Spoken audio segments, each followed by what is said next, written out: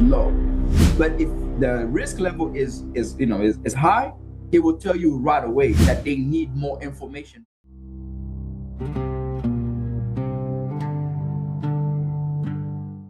Converting from a buyer to a seller account, that Yeah. transaction, when it take place with you listing an item, right?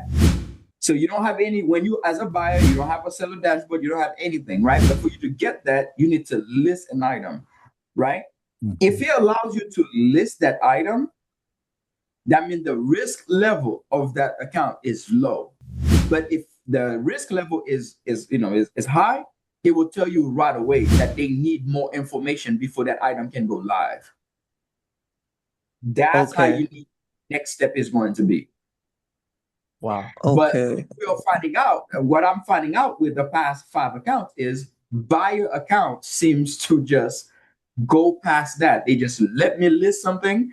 After I list it, I get something sold. Then they ask me for a bank account.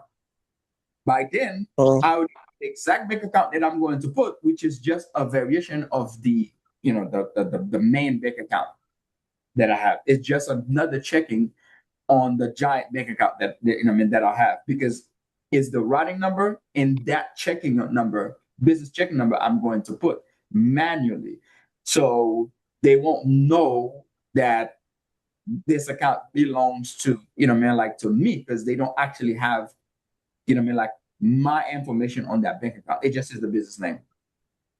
yeah, got it, got it. So yeah, I understand. And Awesome. one last thing, when you're creating an account from a different state, my cousin lives in a different state, and I live somewhere else. What zip code? Like, does it matter entering the zip code For what part exactly? for when you're creating the seller account? As far as like the business address. Yeah, because I'm gonna be using my address. So I live in Massachusetts. He lives in Virginia. So how if he adds like Massachusetts, wouldn't that eBay detect the IP that he's in Virginia and yet adding an address of Massachusetts? So if my advice on that would be to use his address or a similar address to where he's at. It doesn't have to be the exact address. It could be just a variation of his address, to use that for the business address. Now here's the thing though, even before you get to put that information in, you still need to pass the first security we mentioned. Okay. You see, you actually don't need that yet until you pass, like that security, right? Because when they ask you to list something, when you try to list something and it asks you to verify the information for you to be able to list something, if the account is good, it's just gonna ask you to verify that address, make sure that address is correct. That's when you're gonna want to make sure that you use the correct address there. Oh, so when it asks for the address, should I use the address that I'm on, the No, Massachusetts one?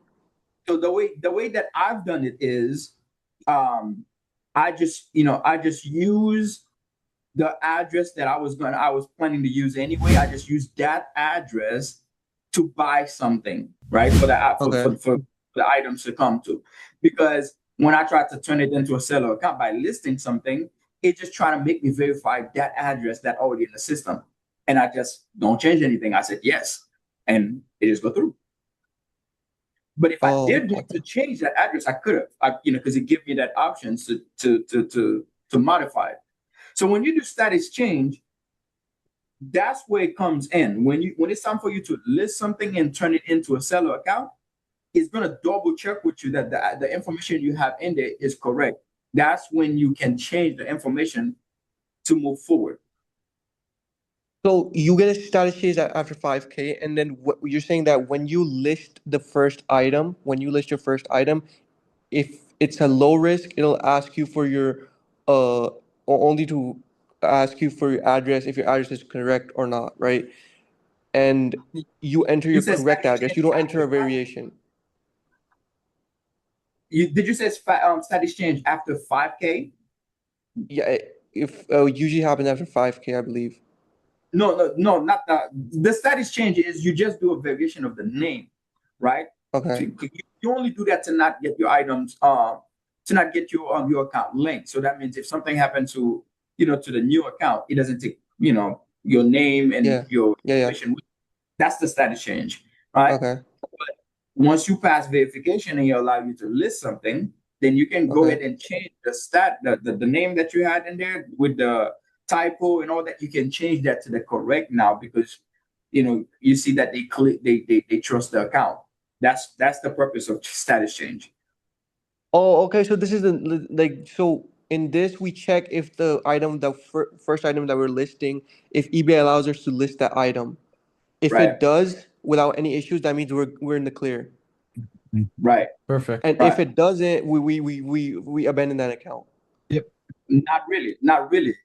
If they don't, they're gonna ask you for, for what they need from you. So if they need you to verify you're a real person by putting an ID or by putting an ID and take a selfie, you know, I just know when they ask you for that, that means the risk of that account is really high. Mm-hmm. Yeah. Okay. But that doesn't mean, like, again, two of my accounts, went through that, but those accounts are completely fine with over 200 sales already. So there's nothing wrong with those accounts except the risk level was high during creation. Got it. I understand now. Okay. And one last thing, Jonathan, I remember like asked you that Yeah. you had your business address to physical address, which was your friend's address, and you amended it to the print it to a principal address, right? Yeah, you can always just do a form update through Wyoming or wherever your LLC is to change the address. And yeah, that's what I did. So I can just do it to any physical address, like for example, at my grandfather's house, so I can amend it to that address and then put that on eBay. Yeah, exactly. Doesn't even need to be the same state, honestly. Yeah. Okay, got it. Yeah. Yeah, that's pretty much it. Thank you guys. Awesome. Thank you Definitely. Yeah, for the no, help. Thank you, Caleb. I know it's tough info, but yeah, man, it's Yeah, important stuff. no, no, I think once I get like one, two accounts going, because I'm not there at the moment, and it's very difficult to tell other people. Yeah. So if I get that The going, but The yeah, the the first step, right, for you is to like create the buyer account on the phone with mobile data and to buy several okay, items, right? That's the first thing. You don't have okay, to worry about anything else until you've done that first, because that's the most important part now. We're basically saying if you can do that, you can feel comfortable if they're letting you list that first item, with giving your real info, right? You don't have to get to the 5K mark. They'll ask again for some stuff at 5K. They always do, but that's just additional re-verification. But you can feel comfortable giving real info if you kind of do this buying process first. well, got it. Wonderful. Thank you, Caleb. Thank you, Jonathan. If I have any Yeah, of course. questions, I reach through DM. But Yeah, thank you of so course. much, man. You You know, really helped. yeah, Hello. of course. Appreciate it. Yeah, no problem, no problem. Bye, Justin.